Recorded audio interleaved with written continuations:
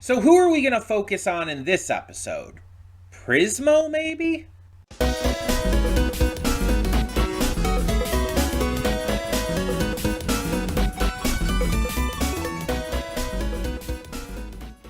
Hey everyone, welcome to Princess of Gay. I'm your host Connie, and today we are here with my blind reaction to Fionna and Cake episode 4. And yeah, my cold open question still remains. Who are we going to focus on? We got a little bit of Prismo last time, and the portals at the end may have been Prismo doing that, but we don't actually know. It's kind of one of those things where it's like we're just going to have to watch to find out, obviously, but that could make sense to me. And honestly, if we're going to continue focusing on different characters, at least for now, like, they set up Prismo last episode, so I guess it would kind of make sense. Otherwise, I mean, we still have our main, I guess, 3 characters we have to otherwise tackle. Fionna, Cake, and Simon, so yeah, I'm just very curious about all this right now.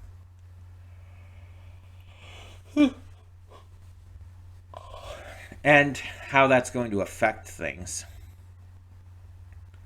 So, yeah, last time we focused on Cake coming to Ooh.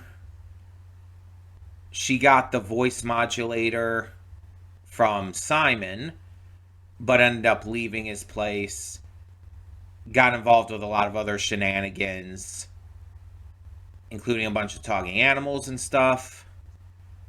And the entire tree cult thing with the animals was, like, apparently in, like, Adventure Time proper, and I just forgot about it because there's just so much to try and remember.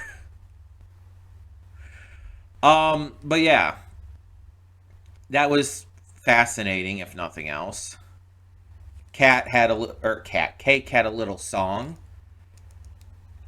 which she performed while accidentally fucking up the lives of all of these others around her. So that was fun, I guess. But yeah, at the end, her and Fionna had come through a portal as well. They were teleported away. So I guess we'll just have to see what happens. And hope for another good episode. So far, this has been very fascinating and has had a very different tone than Adventure Time typically has, even if there's been a lot of, the standard Adventure Time zaniness and weirdness. The general tone and vibe of the series has been very different. And not just because it's more, oh my god, mind is blanking. I have not eaten yet today. I am recording this early, so it's more, it's less episodic. How about that? I can't think of the other word. Fucking hell. Serialized. Jesus. It's more serialized than Adventure Time proper, which is more episodic in nature. With some, ongoing storylines, but generally speaking. And so I think that definitely helps give it a different vibe than Adventure Time proper, or even Distant Lands, by that same account. But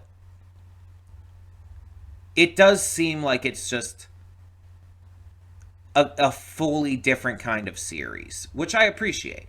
I appreciate that it remains similar, but very different. Because it allows it to stand apart from Adventure Time proper. But yeah, like I said before, we should just get into this, see what this episode has in store for us, and hope for the best. So let us do so. Hold up just a sec. Before you click that link down in the description below to get to today's video, I want to remind you of all the awesome content we have both on this channel and the Princess of Gaming channel. Let's check it out.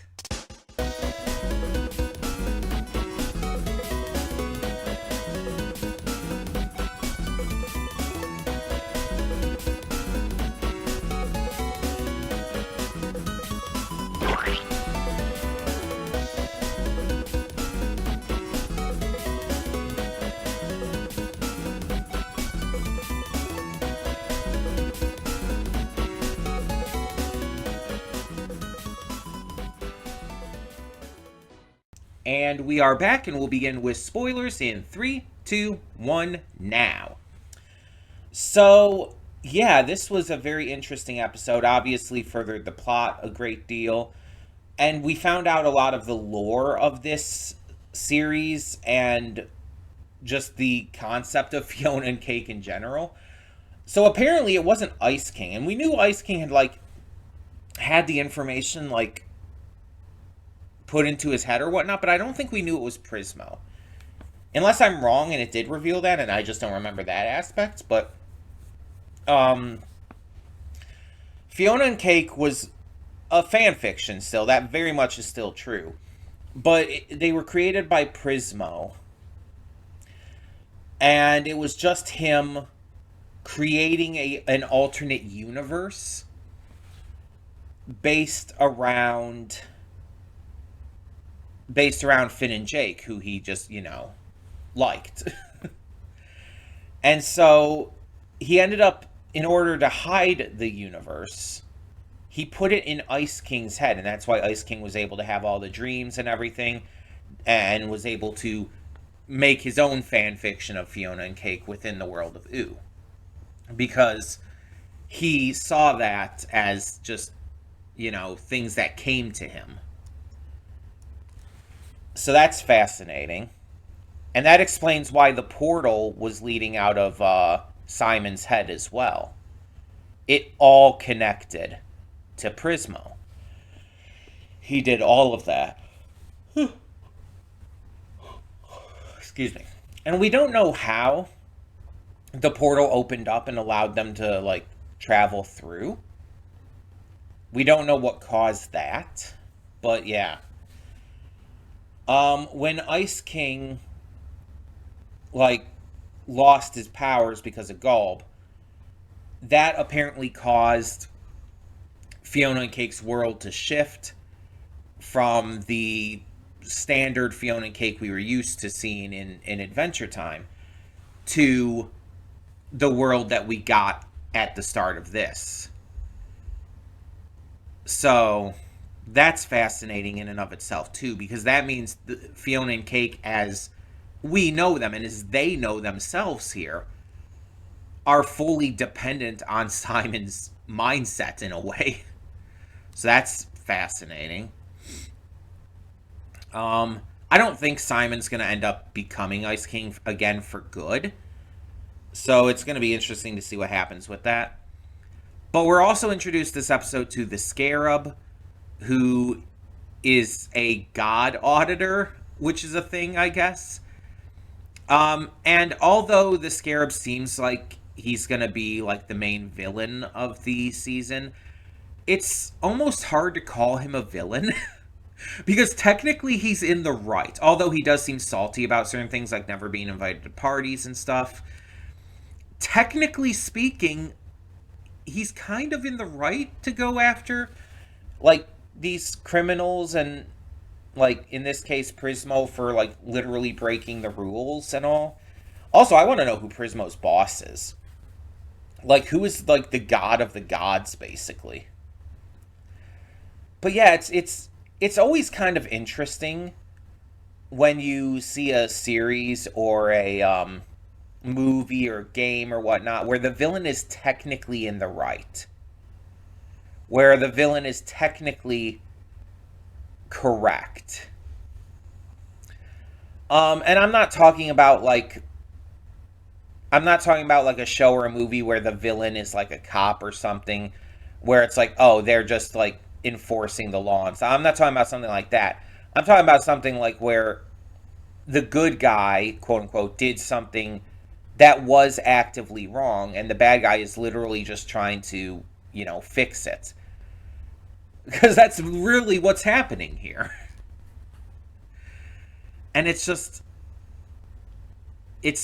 kind of weird. But it's all about also execution.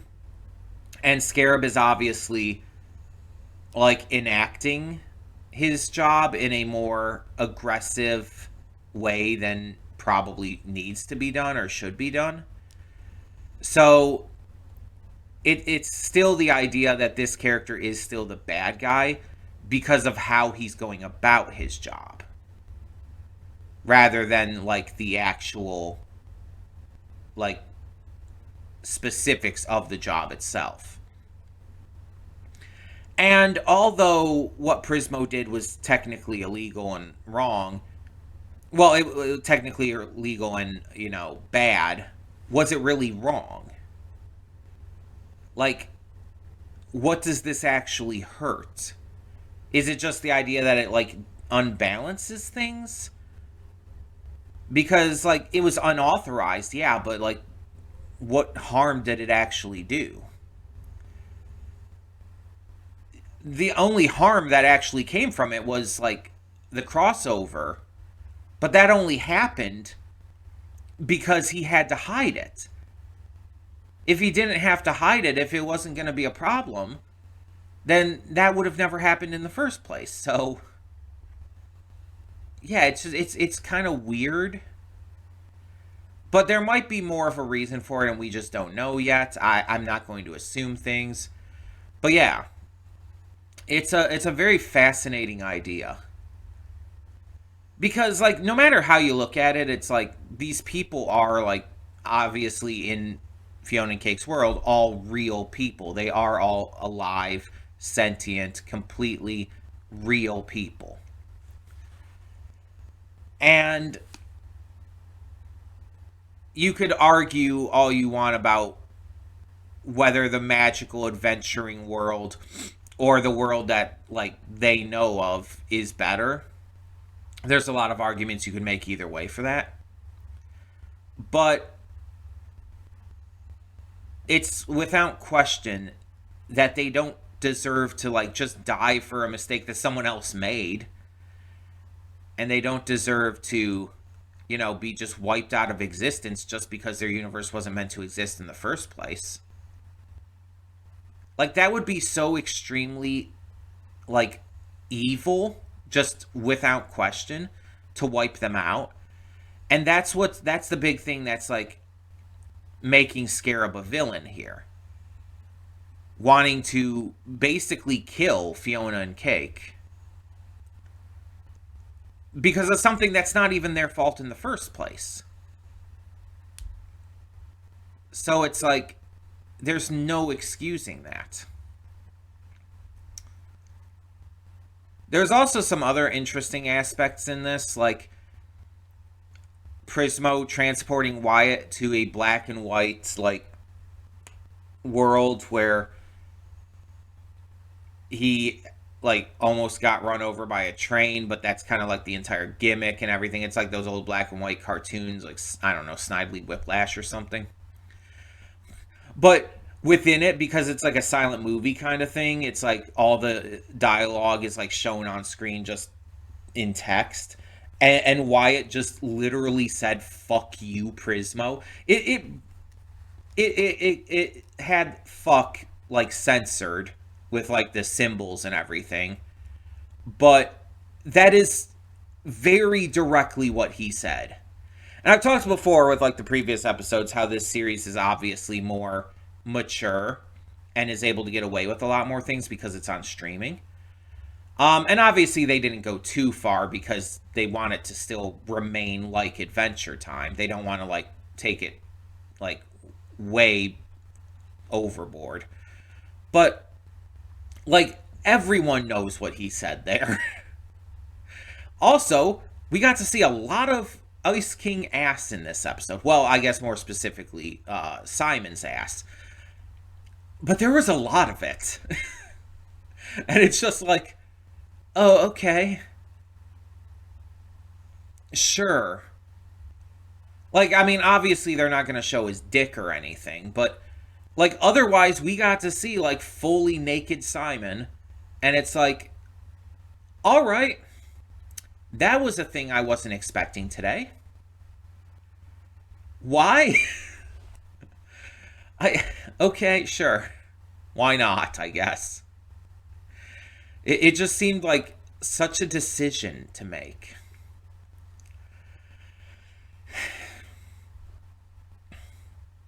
But yeah, it's fascinating too, because we also find out that Simon had gone to Prismo for help to try and get back Betty and everything, but that was beyond his power.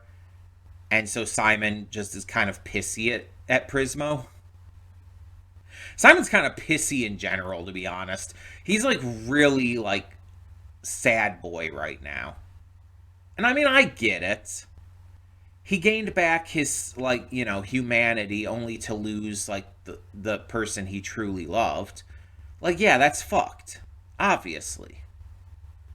But at the same time, like, if Prismo couldn't do anything, he couldn't do anything. And, like, I understand the entire argument between moving on and not moving on. And that's a very difficult issue.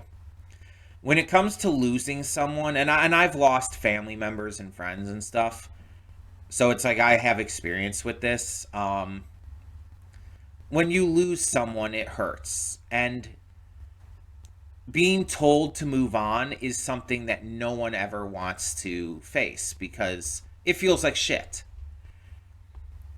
You have to be able to find that, though, on your own. It's like, yeah, you don't want to be told you have to move on, but you do need to move on. And you do have to find that yourself.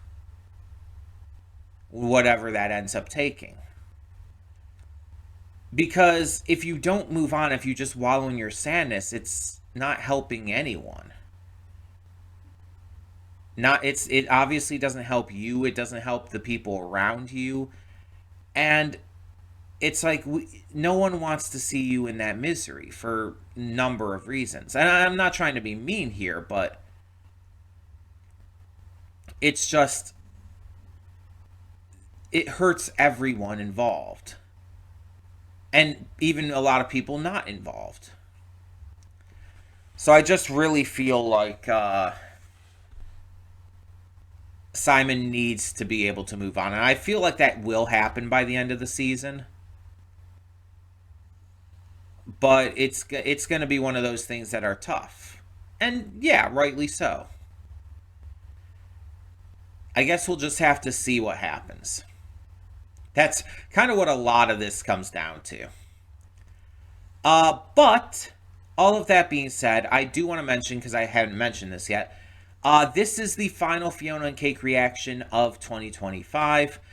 I know, we just started and it's like, wait, you're already done with it? What's happening here? It's like, hold off. I'm not dropping it. I'm not putting it on hold even, technically. What's happening here is this is the last Monday that we're posting reactions for 2025. For those who don't know, who may be newer to the channel or whatnot, I take a break at the end of every year from the week of Christmas onwards into the new year. I take this break to kind of refresh myself, get myself prepared for the next year, and just to overall kind of decompress a little. And so we'll be taking a break for reactions after this week, and reactions will return to the channel on January 5th, Monday, January 5th. So it's like only like 2 weeks. You gotta wait. Not that bad. But it gives me, again, a little time to decompress, a little time for things to like work out and move on. And so with this winter break, we will be off from everything, but that includes obviously Fionna and Cake. And so I just wanted to let you know what the deal with that was. So once again, January 5th, Monday, January 5th will be the next episode of Fionna and Cake after this. So yeah, that does kind of suck that we have to take that break, but don't really have a choice. Tell me in the meantime what you thought of this episode. What did you think of the reveals in it? And yeah, let me know just in general how much you enjoyed this reaction. But all of that being said, I will see you in for more of this in the new year. Hope you enjoy the rest of the reactions that come this week as well. But if you're just here for Fionna and Cake, see you on January 5th. Till then, I'm Connie and I'm signing off. See you later.